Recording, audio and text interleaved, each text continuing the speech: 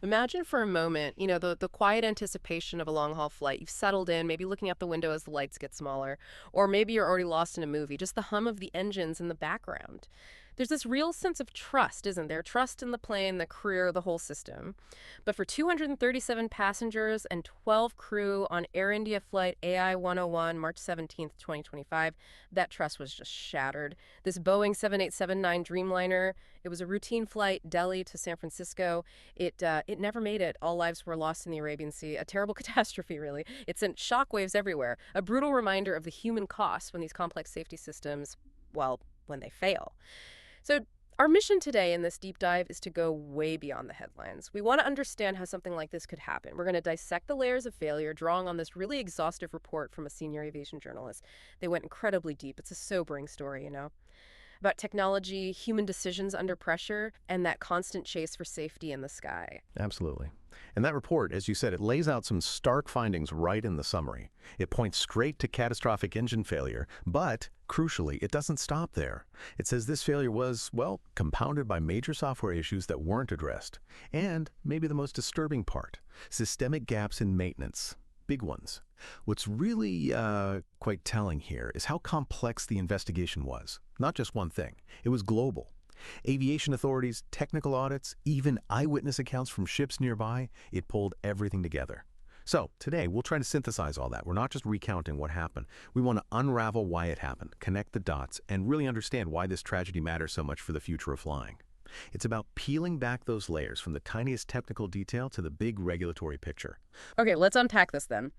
The chronology of AI 101's final moments, it's chilling. It started completely normally. 0.43 Indian Standard Time. The Dreamliner lifts off from Delhi. Routine climb up to 37,000 feet. Everything seems perfectly fine for about, an hour and a half? Passengers settling in, crew doing their checks. Just the normal hum of those Rolls-Royce engines. But then, suddenly, at 02.11 IST, that normalcy just fractures. The first crack. A distress call. The crew's words, recovered later, just brief, urgent. Engine #2 surge, multiple cockpit warnings. Dude, just imagine that shift. From calm to immediate crisis, a surge isn't just noise, right?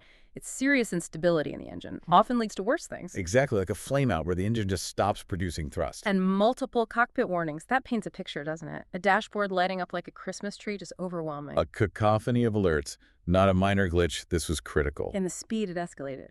That's what's so deeply unsettling.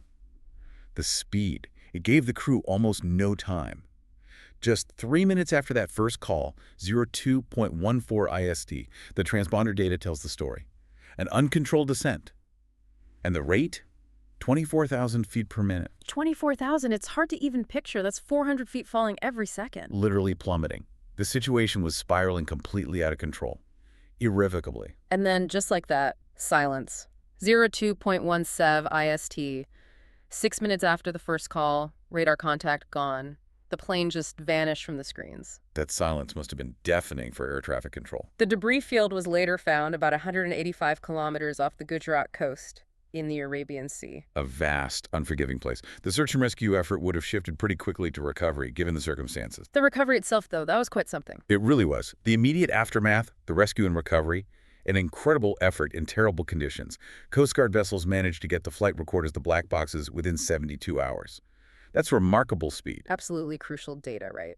Paramount. Gave investigators immediate access to what happened. But here's something fascinating and chilling. No Mayday call.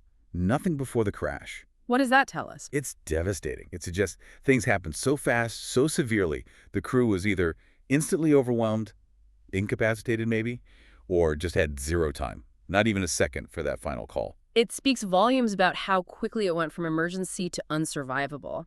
So the black boxes, the silent witnesses, this is where the pieces start coming together. The cockpit voice recorder, the CCR, it captures the sounds, the voices. And what it captured was just terrifying. The alarm for a dual-engine flameout. Dual engine. On a twin-engine plane like the Dreamliner, that means both engines gone. Essentially, yes. Total loss of thrust. Imagine hearing that alarm. It's an almost unthinkable crisis in the air. A scenario pilots rarely, if ever, face outside a simulator, and even then. Exactly. And the flight data recorder, the FTR, that gave even more detail. Hundreds of parameters recorded every second. It confirmed this awful cascade of failures, one thing triggering the next. What did it show first? First, Uncommanded thrust reverser deployment in engine #2. Okay, let's break that down. A thrust reverser is for braking on the ground after landing, right? Precisely. It redirects engine thrust forward to slow the plane down. Deploying it in flight at cruise altitude, It's catastrophic. utterly, it's like slamming on a massive air brake, but only on one side. Creates huge drag, violent twisting forces, an aerodynamic nightmare, Instantly uncontrollable. pretty much.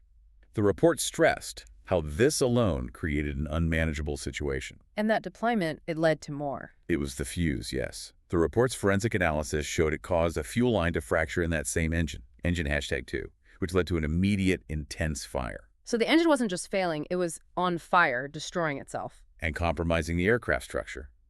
Then, as the fire spread, the FDR shows total electrical failure at 18,000 feet. Total electrical failure. What does that mean for the pilots? It means the main flight displays go dark. Navigation systems fail.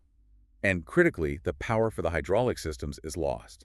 Hydraulics move the control surfaces. Ailerons, elevators. Everything. Without power to the hydraulics, you can't steer the plane. It effectively becomes, well, dead in the air, a massive glider, falling. Wow. And the sequence, it was validated? Yes, rigorously. Mm. Boeing did a simulation replication in June 2025. Used the black box data. It recreated the exact sequence. Confirmed these weren't theories, but grim facts. So this wasn't just bad luck or one broken part. The report points deeper. Much deeper. It makes it very clear this wasn't just isolated failures. It points to systemic vulnerabilities within Air India itself. A lot of it traces back to the pressure from their rapid fleet modernization. This was after privatization in 2023. They expanded fast. Incredibly fast. Acquired 30 leased Streamliners very quickly. That's a massive undertaking, And difficult to manage. especially with global supply chains being so disrupted back then. Yeah. Integrating those planes quickly put immense pressure on their operations. And that pressure, the report states, quite bluntly, led to a fatal shortcut. A shortcut. In the rush to get these planes flying, the retrofitting process bypassed critical software updates. Specifically, something called Boeing Bulletin 2024-12. It had a patch for a known issue. It wasn't installed on AI 101. Why not? The report cites operational exigencies. Basically, they felt they couldn't afford the downtime to do the updates because of flight schedules and demand. Wow. So, operational needs versus safety protocols. A classic dangerous tension. And this wasn't unknown. ICAO, the International Civil Aviation Organization, had actually flagged concerns about this very tension in 2025. A warning sign that wasn't heeded. Tragically, yes. It's a stark example of how that choice can play out. And it wasn't just software, was it? The problem started on the ground, with maintenance. Absolutely. The report highlights glaring gaps there, too. Weeks, months before the flight. Red flags. Clear red flags. Technicians in Delhi reported incomplete diagnostics on engine #2, the very engine that failed weeks before the crash. Incomplete diagnostics, so they knew something wasn't quite right. It seems so. It was logged, but apparently not fully resolved. And there was more in the maintenance logs. Yes, a really troubling pattern of deferred inspections. Crucial safety checks being postponed. Why were they being deferred? The report says it was due to ongoing parts shortages. A chronic issue, not just a one-off. So a known problem with getting parts was leading to safety checks being skipped or delayed? Effectively, yes. And India's own regulatory body, the DGCA, had flagged these parts shortages and their impact back in 2024. So again, a known systemic issue. Exactly. The AIAB's interim report mentioned this too.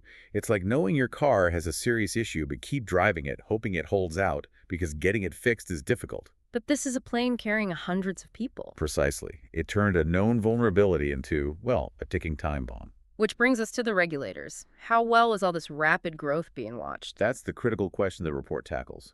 India's aviation sector was booming 9% growth year on year. Phenomenal, But but it strained the regulators. severely. The DGCA just didn't have the resources. Their inspector-to-aircraft ratio was about 1 to 15. One inspector for 15 planes. How does that compare globally? It lags way behind. The global standard is more like 1 inspector for every 5 aircraft. A huge difference. In the practical impact of that shortage. Fewer eyes, fewer checks, less thorough oversight, less ability to spot problems before they become critical. It creates an environment where, frankly, lapses are more likely to happen and go unnoticed. Systemic issues can just fester. Exactly. The Flight Safety Foundation pointed this out in 2025 as well. It's a systemic problem of regulation not keeping pace with industry growth. It allowed shortcuts to become almost normal. Okay, let's dive back into the engine itself. That Rolls-Royce Trent 1000, what exactly broke? The report gets very specific. It was the intermediate pressure compressor blades, the IPC blades, that fractured. And these are vital parts. Absolutely vital. They compress huge amounts of air inside the engine. They operate under incredible stress, heat, speed. Failure there is always serious. What caused them to fracture? Just wear and tear? Not exactly. The report identified metallurgical fatigue. The metal itself weakened over time. Fatigue. Like metal getting tired? Sort of, yes. But it was accelerated. The analysis found microscopic flaws in the metal from a specific manufacturing batch, combined with the heat cycles of long flights, and remember those deferred inspections. It made a weak spot critical. Precisely. And when those blades fractured, they didn't just break apart harmlessly. They became like shrapnel. And they hit something. They pierced the fuel tanks right next to the engine. A nightmare scenario. The engine actively destroyed part of the plane's fuel system. Which led to the fire we talked about. An immediate, intense fire inside the engine nacelle, confirmed by Rolls-Royce's own forensic analysis. And that fire disabled the hydraulics. Yes, the heat and damage knocked out adjacent hydraulic lines. And as we said, hydraulics are crucial for control. Ailerons, elevators, rudder. All powered by hydraulics. Lose them, and you lose control of the aircraft's movement. So the engine failure wasn't isolated. It cascaded rapidly. Exactly. Structural damage, fire, loss of control systems, one thing triggering the next, destabilizing the plane completely. And then there was the software issue, adding another layer. A truly chilling layer. The EIC, that's the system that shows engine information and warnings to the pilots, the report found it actually suppressed critical alerts. Suppressed them. You mean hid them. How? It was a known bug in the flight control software version 4.1.2. It wasn't a malfunction in the usual sense. It was a flaw in its design logic. It essentially filtered out or downplayed some really severe warnings when multiple things were happening at once. So the pilots weren't getting the clearest picture of the most immediate threat. That's what the report indicates. And here's the really critical part. Boeing knew about this bug. They'd issued a software patch for it in January 2025, 2 months before the crash. But it wasn't installed on AI 101. Correct. Because of those operational exigencies we mentioned earlier, the update was deferred. So a known problem with a known fix available wasn't implemented. And it directly contributed to the crew likely not understanding the full severity or the primary cause quickly enough. It raises huge questions about software maintenance and communication. Which leads us straight to the human element, the pilots in the cockpit. Highly trained, but placed in an impossible situation. The report talks about severe crew overload. Overload? How bad? Do you remember those multiple cockpit warnings? The CVR analysis revealed 42 simultaneous warnings going off. 42 at the same time? Yes. Imagine the noise, the lights, the sheer volume of information hitting them all at once. How could anyone prioritize? Exactly. The report suggests the key threats, the engine failures, the fire, the thrust reverser got lost in that overwhelming barrage. Cognitive overload.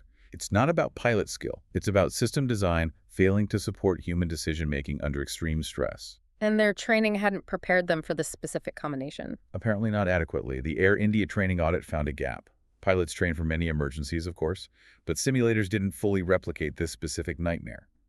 Dual flame-out plus misleading AESA alerts, plus an uncommanded thrust reverser. So they were facing something outside their practiced experience. Fundamentally unprepared for that precise catastrophic sequence. So what does this all mean then? It's not just one thing. Not at all. It's this tragic interplay. Flawed technology, systemic maintenance gaps, regulatory shortcomings, software bugs, and then human factors, training gaps, and overload, all colliding under extreme stress. Creating an unrecoverable situation. Yes. It shows safety is about the whole system working together, seamlessly, with the human always supported. The crash obviously forced some changes, some hard conversations. It had to. A brutal catalyst, but necessary. Regulators, especially India's DGCA, faced immense pressure to reform. A key thing now being pushed through ICAO is mandating real-time maintenance data sharing between airlines and manufacturers. What's the benefit there? Huge benefits. Transparency, early detection. It lets manufacturers see trends, anomalies across a whole fleet, potentially flagging issues long before they become critical. It moves towards predictive maintenance, not just reactive fixes. And this is happening globally, too. There's a definite push. The EU Safety Agency, EASA, is pushing hard for AI-driven predictive maintenance. using AI to analyze vast amounts of flight data, looking for those subtle patterns that humans or traditional diagnostics would miss. Spotting problems before they even happen. That's the goal. Shifting from investigating after a crash to preventing it proactively, it's a fundamental shift in safety philosophy. And the consequences for the companies involved. Air India, Boeing, Rolls-Royce. Significant legal and financial fallout. Air India is facing that $2.8 million fine for the deferred software updates, and that might not be the end of it. A clear message about cutting corners on safety. Absolutely. And then Boeing and Rolls-Royce are facing major class action lawsuits. Alleging what? Known defect concealment. The accusation is they knew about critical flaws, the engine fatigue issue, the software bug, and didn't adequately disclose or fix them in time. That's a very serious allegation. Hard to prove. Extremely hard. It requires digging deep into internal records. But if proven, it could set huge precedents about manufacturer responsibility and transparency, a real reevaluation of corporate accountability versus public safety. So, looking forward, how can technology become more of the solution rather than part of the problem as it was here? There are promising ideas. One is using blockchain for maintenance logs. Blockchain, like cryptocurrency, how does that help? The core idea is an immutable shared ledger. It could create tamper-proof, transparent records of every single maintenance action, every part, every update.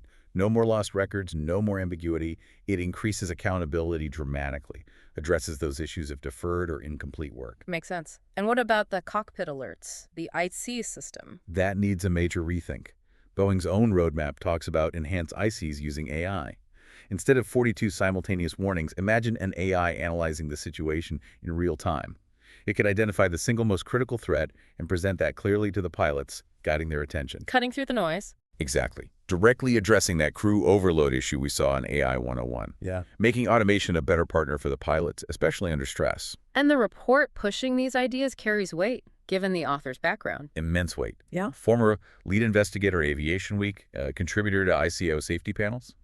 This isn't just opinion, it's deeply informed analysis. So wrapping this up, this deep dive into the AI 101 report, it's shown this awful confluence of factors, hasn't it? Rapid expansion pressures, maintenance failures, regulatory gaps, software bugs, crew overload, all lining up. A tragic chain reaction, each link enabling the next. It's just such a stark reminder that aviation safety isn't one thing. It's this incredibly complex web. It depends on technology, yes, but also on human diligence, rigorous oversight, constant learning. Constant vigilance is key. So what does it all mean? It means we have to learn from every single incident, however painful, to keep improving, to keep that trust. Absolutely. And while we've unpacked the report, the conversation shouldn't stop here. We really want to leave you, our listener, with some critical questions to think about. Questions that really get to the heart of safety and progress in aviation. First, regulatory diligence versus economic growth. Can these fast-growing aviation markets like India truly balance that relentless push for expansion with absolutely uncompromising safety oversight? Is there always a trade-off? That tough balance. Second, manufacturer accountability. Should big companies like Boeing or Rolls-Royce face potential criminal liability if defects are known before a crash and contribute to it? Where's that line between negligence and criminality? A really thorny legal and ethical question. Third, automation dependency. As cockpits get more automated, are we accidentally making pilots less able to handle massive failures when the automation itself breaks down unexpectedly? Does it erode core skills? The balance between automation and manual control. Fourth, whistleblower protections. We saw maintenance issues were known.